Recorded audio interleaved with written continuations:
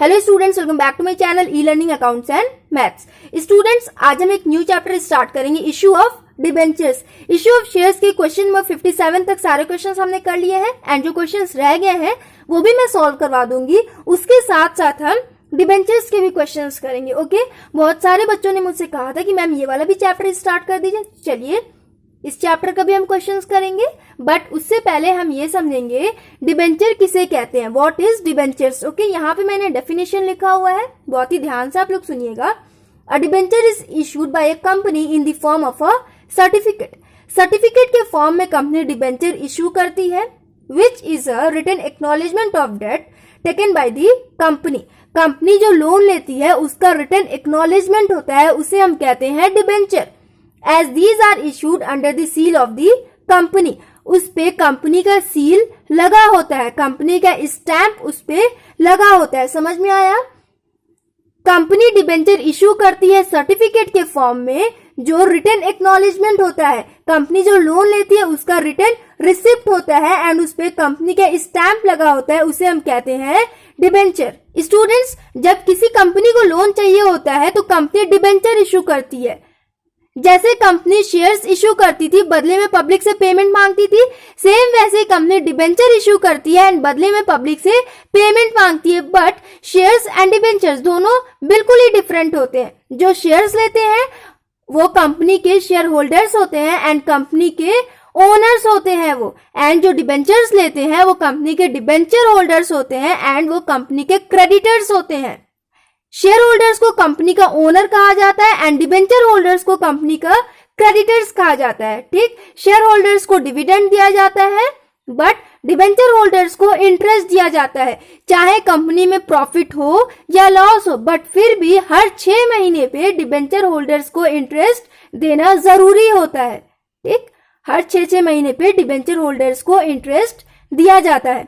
समझ में आया? अब देखेंगे हम डिबेंचर इशू करने के क्या क्या प्रोसेस होते हैं। सो स्टूडेंट्स, आप लोगों ने शेयर्स को इशू करने के क्या क्या प्रोसेस होते हैं ये आपने पढ़ा होगा। हमने क्या पढ़ा था? सबसे पहले कंपनी प्रोस्पेक्टस इशू करती है, उसके बाद जिन्हें शेयर्स लेना होता है वो एप्लीकेशन फॉर्म फिल करते हैं, उसके साथ साथ एप्लीकेशन मनी पे करते हैं, उसके बाद अलॉटमेंट मनी पे किया जाता है, कॉल मनी पे किया जाता है, ये सब होता था ना। सेम वैसे डिबेंचर इशू करने के भी प्रोसेस होते हैं। जो कंपनी डिबेंचर इशू करती है सबसे पहले वो प्रोस्पेक्टस बनाती है, उसके बाद जिन्हें डिबेंचर लेना होता है वो एप्लीकेशन फॉर्म फिल करते हैं, उसके साथ साथ एप्लीकेशन मनी बैंक में डिपॉजिट करते हैं, उसके बाद अलॉटमेंट मनी पे करते हैं, उसके बाद कॉल मनी पे करते हैं।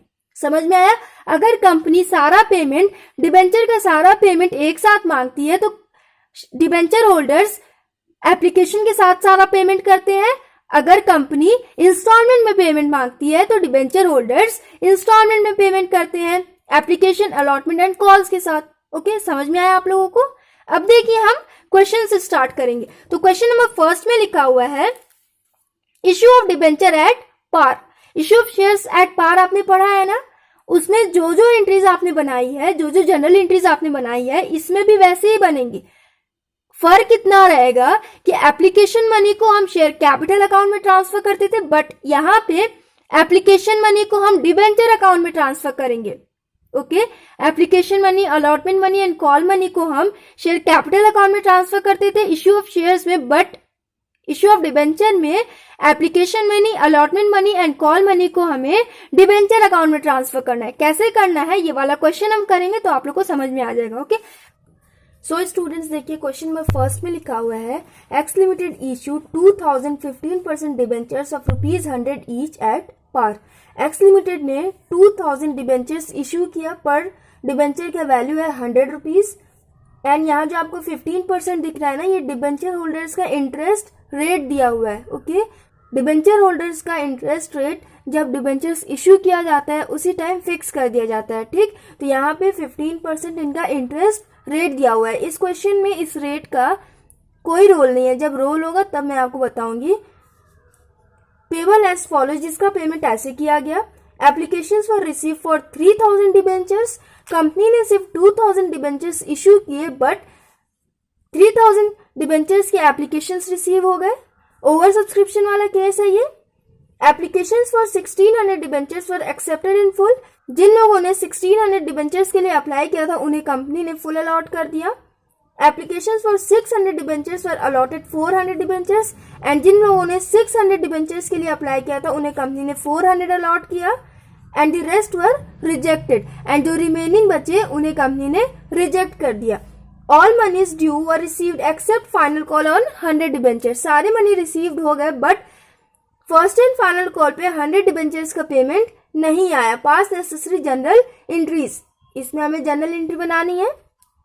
देखिए स्टूडेंट्स, ओवर सब्सक्रिप्शन वाला केस है। सबसे पहले हम अप्लाइड एंड अलॉटेड वाला टेबल बना के समझेंगे।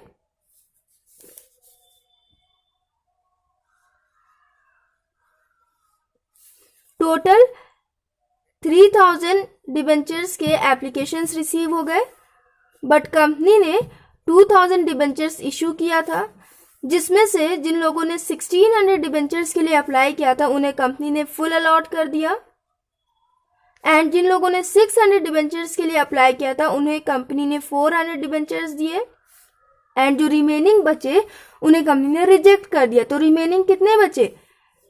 1600 प्लस 600 कितना हो जाएगा? 2200।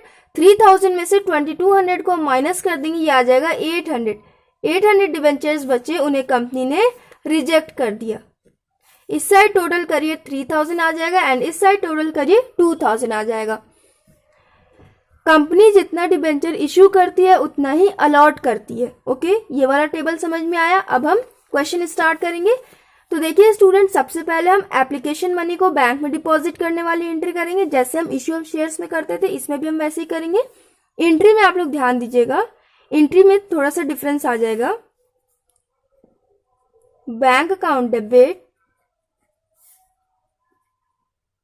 To 15% debenture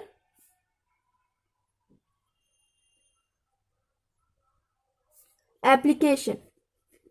okay, general entry ऐसे बनेगी। अब अमाउंट कितना लिखेंगे? तो देखिए टोटल 3000 डिबेंचर्स के एप्लीकेशंस रिसीव हो गए एंड एप्लीकेशन पे कंपनी ने 25 रुपए के हिसाब से पेमेंट मांगा था, तो 3000 इंटू 25 ये हो जाएगा 75,000 एंड 75,000। समझ में आया? इसके बाद देखिए नेक्स्ट एंट्री करेंगे, उससे पहले नरेशन लिखेंगे application money received.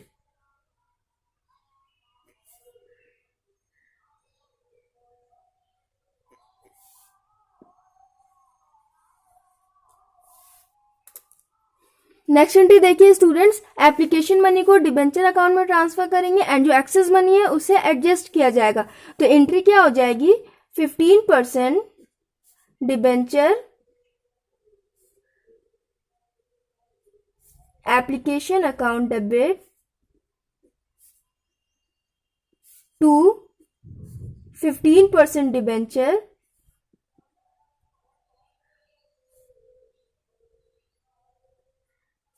Account to 15% debenture allotment to bank account.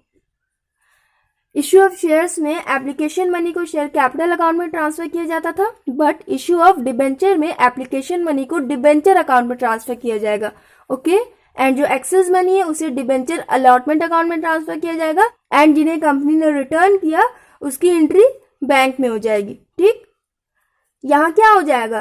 Total 75,000 आया एप्लीकेशन के टाइम में, तो यहाँ हो जाएगा 75,000। उसके बाद डिबेंचर अकाउंट में कितना होगा? Number of debentures issued into application money. 2000 debentures को इशू किया गया था एंड एप्लीकेशन पे कंपनी ने 25 के हिसाब से मांगा था, तो 25 इंटू 2000 ये हो जाएगा 50,000। हो गया। डिबेंचर अलॉटमेंट में कितना हो जाएगा? तो एक्सेस मनी की एंट्री हम अलॉटमेंट में लिखते हैं ना। अब देखिए जिन लोगों ने 600 डिबेंचर्स के लिए अप्लाई किया था उन्होंने एप्लीकेशन मनी पे किया होगा। एप्लीकेशन मनी 25 था, उन्होंने कितना पेमेंट किया होगा? 600 इंटू 25 15,000 का उन्होंने पेमेंट किया होगा, बट कंपनी ने उन्हें सिर्फ 400 डिबेंचर्स अलॉट किए, तो उन्हें पेमेंट करना कितना था? 10,000। 15,000 में से 10,000 माइनस कर देंगे, 5,000 बचा। इसका मतलब 5,000 उनका एक्सेस मनी है कंपनी के पास। एक्सेस मनी की एंट्री हम अलॉटमेंट में करते हैं ना, तो यहां लिखेंगे 5,000। समझ में आया? इसके बाद बैंक में कितना लिखेंगे, तो 800 डिबेंचर्स वालों को कंपनी ने रिटर्न कर दिया, तो इन लोगों ने भी एप्लीकेशन मनी पे किया होगा, तो 800 इंटू 25 ये हो जाएगा 20,000। यहां लिखेंगे 20,000।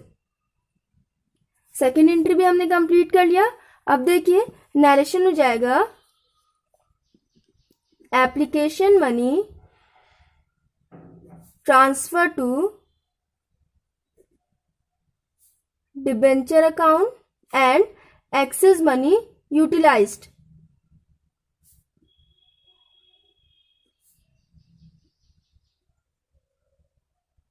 हो गया। इसके बाद अलॉटमेंट वाली एंट्री करेंगे। कंपनी अलॉटमेंट का पेमेंट मांगेगी तो वो वाली एंट्री करेंगे। देखिए 15% debenture allotment account debit to 15% debenture account.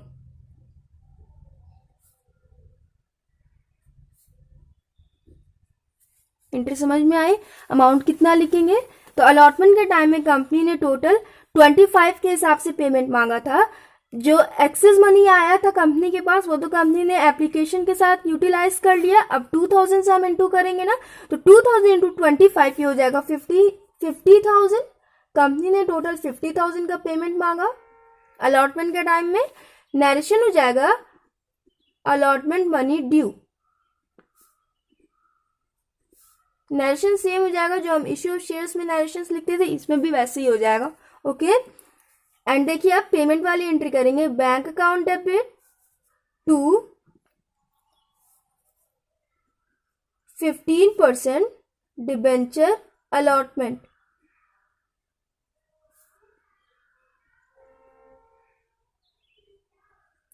Amount हम कितना लिखेंगे, तो कंपनी ने टोटल 50,000 का पेमेंट मांगा था, बट जिन लोगों का 5,000 ऑलरेडी कंपनी के पास है वो पेमेंट नहीं करेंगे, तो 50,000 में से हम 5,000 को लेस कर देंगे, ये हो जाएगा 45,000। अलॉटमेंट के टाइम में सिर्फ 45,000 का ही पेमेंट आएगा। समझ में आया आप लोगों को? ओवर सब्सक्रिप्शन में हम ऐसे ही करते थे ना। नरेशन हो जाएगा allotment money received.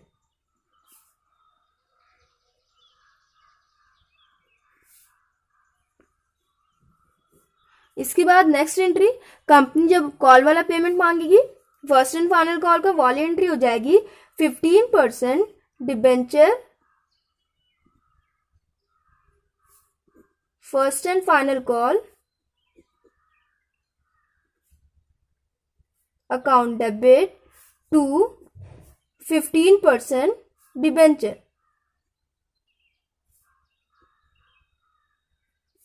Account. Okay.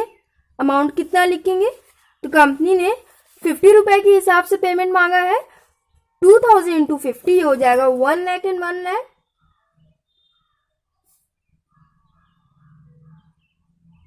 Narration हो जाएगा first and final call due.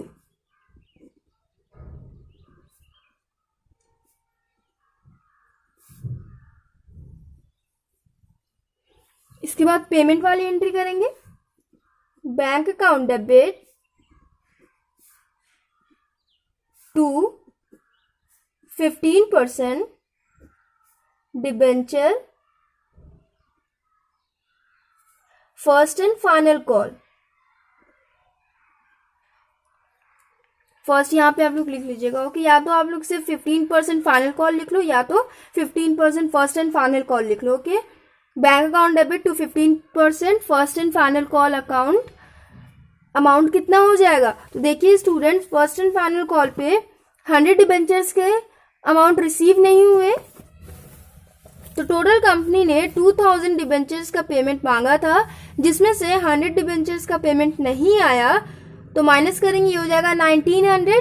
Total 1900 debentures का ही पेमेंट आया फर्स्ट एंड फाइनल कॉल पे, तो 1900 इंटू 50, टोटल 50 रुपए के हिसाब से कंपनी ने पेमेंट मांगा था, तो ये हो जाएगा 95,000। इसका मतलब फर्स्ट एंड फाइनल कॉल पे टोटल 95,000 का ही पेमेंट बैंक में डिपॉजिट हुआ। ओके, क्वेश्चन नंबर फर्स्ट हमने कंप्लीट कर लिया स्टूडेंट्स। इतनी ही एंट्रीज होंगी यहाँ पे। कैश एट बैंक 1,95,000 आ रहा है, इसमें बस जनरल एंट्री बनाने के लिए दिया था, तो हमने सिर्फ जनरल एंट्री बना लिया। अब अगर आपको आंसर लाना है तो सारे डेबिट साइड वाले बैंक अमाउंट को आप लोग ऐड करो, उसमें से क्रेडिट साइड वाले को माइनस कर दोगे तो आपका आंसर आ जाएगा। या तो अगर आपको बैंक अकाउंट बनाना है तो आप लोग बैंक अकाउंट भी बना लो। बैंक अकाउंट कैसे बनाया जाता है सारे बच्चों को आता होगा। Okay students, question number first हमने कंप्लीट कर लिया। नेक्स्ट वीडियो में हम क्वेश्चन नंबर सेकंड करेंगे। बहुत सिंपल क्वेश्चन है ये भी। So students, if you like my video then please like share comment and do subscribe my channel. Thanks for watching.